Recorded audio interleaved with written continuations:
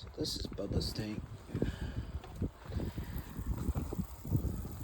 It's full of green hair algae all throughout it.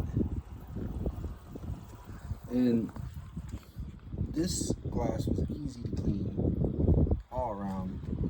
Why? I don't understand the physics and the understanding. Maybe it's different kinds of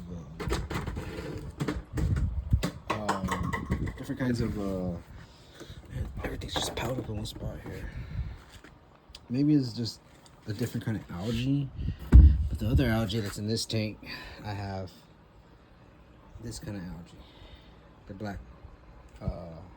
blackbeard, and you can see it. Look, and it starts to spore itself off. So I gotta clean this tank again, and when I do, I'm gonna pull as much of this hair algae out for Bubba's. But for now, I'm just letting it cycle with its little water bubbler blower, and probably gonna take this out and put it in this tank because I put a solution in this tank, and the solution for this tank is let me show you what it is. Ooh, it's this. So let me back up a few things. Okay, I'm jumping ahead of myself. I'm everywhere with this video. It's just out of nowhere. So I was getting ready to put discus in here, but the discus are all lovely, looking awesome, ready to go. And this is their original tank. But the type of algae in this tank isn't just one kind of algae. It's like, I'm guessing it's different. It's not hair algae, but it's this kind of algae with the type of algae that sticks to the glass. It doesn't make the hair, and I cannot scrape it off for the life of me. And I'm thinking it has something to do with the hard water I was using, and it mounted itself to the hard water. But the thing is not even this tank is like this. It's kind of weird. But this tank is always in the sun, just like this tank. More so this tank than that tank. So I'm mind blown. I'm kind of boggled by the understanding of why it's doing this. But what I did was I added some solution, some chemical solution. And you're not supposed to put the whole bottle, but with the situation I'm in, I won't put the whole bottle. I don't got no fishes in there. And that's made for a pond. So, well, not a pond, but like outdoor pond, but not the kind that you would think like where you have, you go fishing in, more like the aesthetic kind. So I went ahead and put that in, and I put a huge amount, and hopefully I nuke the heck out this tank with all that algae, blackbeard algae, etc., etc. And then if that doesn't work, time to bust out hydrogen peroxide, and I'm just gonna squirt it in there, and I'll redo the entire tank as long as I could get all that algae off. Now, with that being said, it's gonna take a while. It's fast acting, but it's gonna take a while. For me to accomplish this, I need to be patient. So my idea is 2-week blackout with that, and that should keep things in line, get it all back to where it needs to. And then I'll take out the 2 filters underneath, clean them out, make sure there's no algae on that, take out all the items in here, even heaters, everything hydrogen peroxide, so that I nuke all this freaking algae that's impossible to get off. And then, just then maybe, with the new razor blade, I should be able to get off all the calcium, and not just the calcium, but the algae that's stuck to it. And that's the theory that I'm going with. Fingers crossed, it works. It sucks because I already had all the discus in a bucket, thinking that I could just scrub this down like I did Bubba's tank, and that's not the case. Very interesting stuff. I've never seen like 3 different kinds of algae out of one water source, but one dominating another in that competition. As you can see, the competition for Bubba's tank, the blackbeard algae lost, and it's all green algae. So, well, green hair, the long green hair algae. And this algae over here, let's see if I can get a little bit of a view on it. You can kind of see it. It's not long hair. You can see all the black spots, and that's blackbeard algae mixed with that other kind of algae. And they're at war with each other, as you can see. All my plants are freaking dying because of this stuff. You know what I mean? Oh, look. There's the shoots. I don't know if you guys remember the flowers I was talking about. They turned into leaves. Pretty cool. And they got roots. Won't you look at that? It gives me something else to do when I actually get this tank ready to go. So, lots of things to do with this tank. I just can't do it right away, which really sucks. But once I get everything accordingly to where it needs to be, the discus will be in this tank. Bubba's is already in this tank. Bubba's is mad at me right now, so I don't even want to go in that tank. Bubba's is very mad at me. Probably won't even look at me or come up to the glass for another month or two. So she's soaking underneath the wood, and I'm just going to leave her be, let her chill out. I don't want to stress her out anymore. I was going to just do a quick wipe through and pick up any excess floating hairs, because I want to keep the hair in here. You can kind of see all the floating hairs in here. I kind of want to keep it like this with the hair algae, but keep it under control towards where it's a nice visual. And I like that carpet in the back where it's starting to carpet itself out, going up. And it's really cool looking once you get all it cleaned. So this tank is established. It's just being outside, and that's the downfall for having tanks outside. So if you ever have a tank outside, you just kind of want to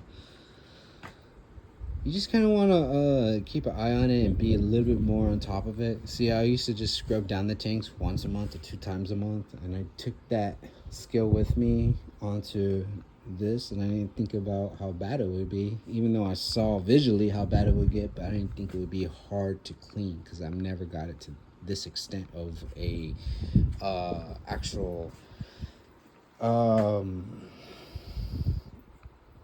overran by algae tank. So plan is coming to fruition. It just needs patience. And so I had to put all the discs back into the other tank, and I feel so bad because it's not a proper size for them with how big they are. And I'm trying to get babies, but they don't want to lay eggs if all of them are fighting for territory. And so I gotta figure something out. And soon, hopefully, everything will be going according to plans. So this is my update with what's going on with these tanks. I'm gonna do a remodel on this tank also. A lot of things coming up to play. I just have to have patience, because right now I'm not working like I used to, because I'm doing schooling, and so you can see all the raw wood and whatnot. So I'm gonna repaint this, get it nice and pretty, sand it down. This was Bubba's tank. The taller tank I have for the discus, so that they're more at eye level and they kind of see things. It's a little bit more taller.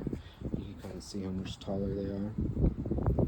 So they'll be able to be on top of the world with that tank.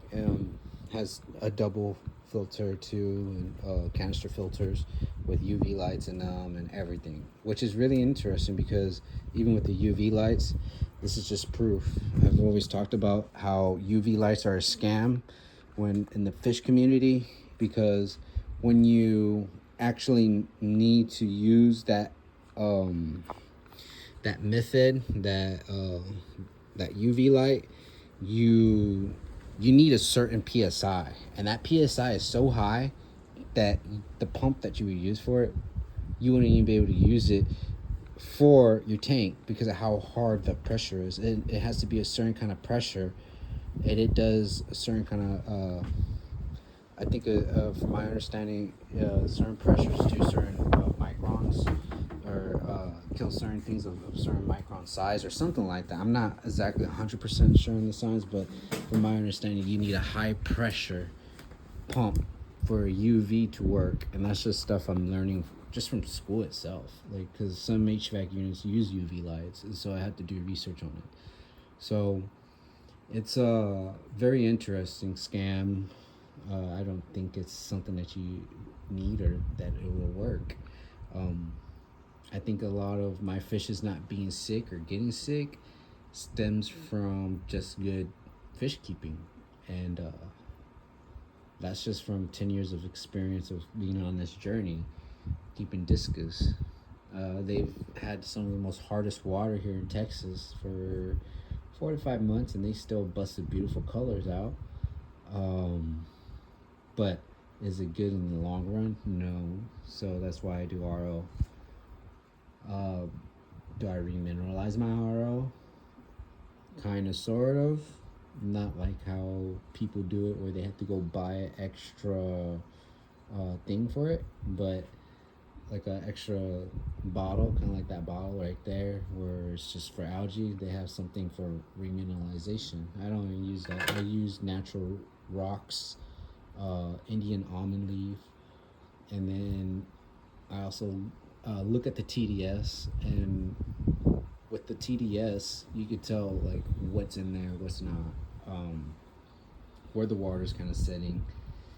And so I just go upon all these tools and experience, and I've been awesome. My discus have laid eggs before. It's just been really hard this whole last year, especially with them being in a smaller tank. They would do it in the 90-gallon tank in this one, and they would either eat them, or I think other fishes would eat them. I had a Siamese angelfish, no, a Siamese suckerfish in here, and that guy, it's a featherfin fish, I believe, and it got so huge, but it was very territorial, and it would come out at night, and I'm thinking it would eat the eggs at night. They were never startled. They were in my room next to where I sleep. There was probably only one time I could say a discus got startled, and it was one of the new guys at that. So after that one time, it never happened again. But I need to get on the process of mating these discus so I can have some babies. I want to have babies. I want to have some beautiful babies. I'm ready to start that journey, but it's kind of hard with the type of predicament I'm in at this one moment in my life. So future videos coming out. I'm gonna let Bubba's chill out for at least a day, and tomorrow I'll go scoop out all the hair algae that's extra long and kind of let him do her thing in there. It's been a while since she's been back in that tank. That tank doesn't have a heater, so I probably need to go grab a heater from the back and put it onto this tank. But other than that, everything's gonna be flowing perfect. I have great faith in that. 80 degrees outside right now, you can see on that temp, and it's already about that time where it's getting close to summer, so I need to get these guys out and about, and it's gonna work out. It's gonna work out. If you guys ever had any problems with algae, drop a comment and explain your story. If you guys have outside tanks, tell me what you guys do to keep these clean. And maybe there's a method or something that I haven't seen that others have done. But other than that, God bless you guys. Thank you for tuning in to a video. This one's kind of a little long. I know it's a lot more talking than a lot more action, but I'll post a short on the discus right now, and so you guys can get a little visual of how they look and say hello to them. I really wish I could get Bubba's out that tank, but Bubba's is really mad at me right now. So maybe a star appearance tomorrow. We'll see. I'll probably bring her out with some food. I got some good food for her. Waiting for her, some freeze-dried food. So, oh, and the crickets are coming out too, so I could drop some crickets in there for her. But other than that, we're heavenly blessed. We just gotta take it one step at a time, and this tank is gonna be rocking and rolling. I can't wait to show you guys once I put all the rocks and get everything looking fantastic in this. I really believe it's gonna be a poppin'. So I'll keep you guys in tune. Thank you for watching. You guys have a wonderful day and a wonderful weekend. God bless.